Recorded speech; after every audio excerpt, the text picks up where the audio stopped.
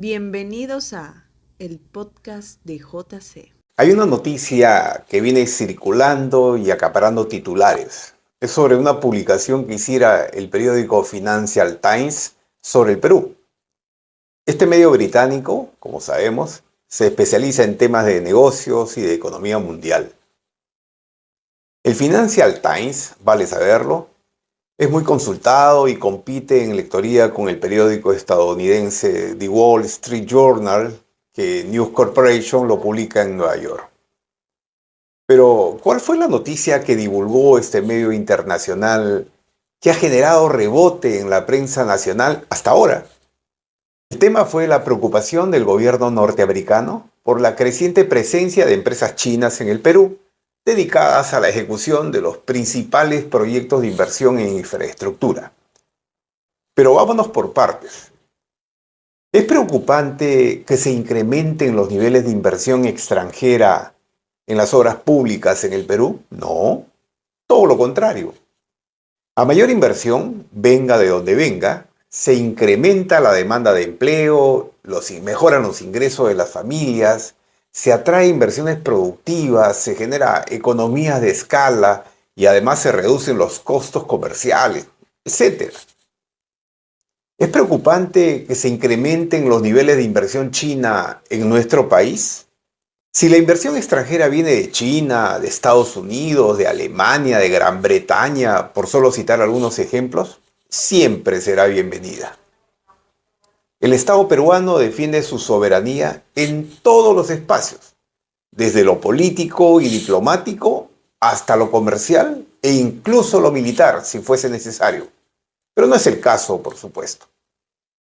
La soberanía del Perú no está en juego, ni tampoco en riesgo.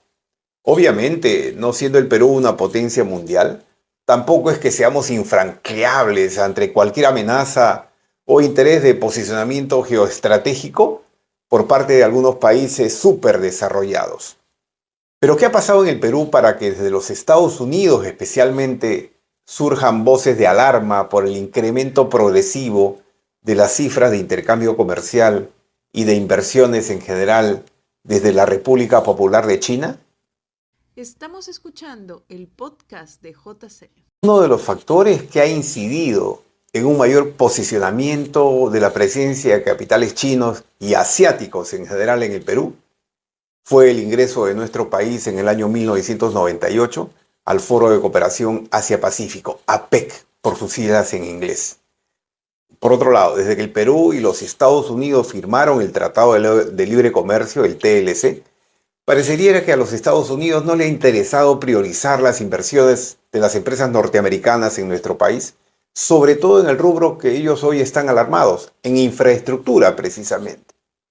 Y aun cuando el Perú no es la excepción como destino de inversión con beneficios compartidos, China lo está haciendo agresivamente en muchos países en el mundo, analicemos qué pudo pasar o qué puede estar pasando para que la inversión china se haya posicionado en el Perú a costa de la ausencia de capitales norteamericanos. Y esto último que digo lo entrecomillo por si acaso. Por ejemplo, mientras que Estados Unidos hacía alianzas con organismos no gubernamentales para financiarles programas de conservacionismo extremo y lucha contra el cambio climático, los capitales chinos compraban a los brasileros la enorme central hidroeléctrica de Chacya.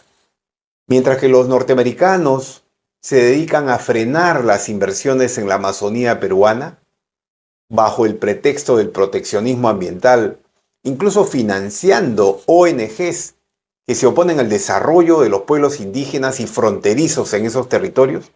Mientras ellos hacen eso, los capitales asiáticos construyen grandes hospitales, escuelas o carreteras en el país.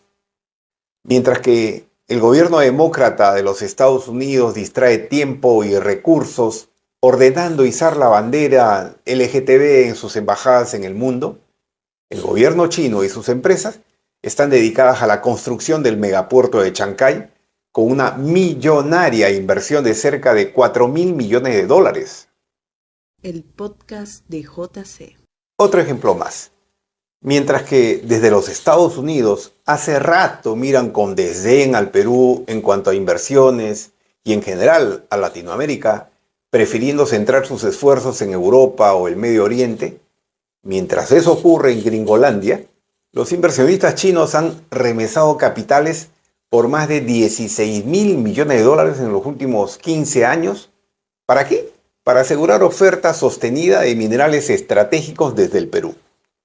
Y eso que solo estoy hablando de lo que han hecho en el Perú.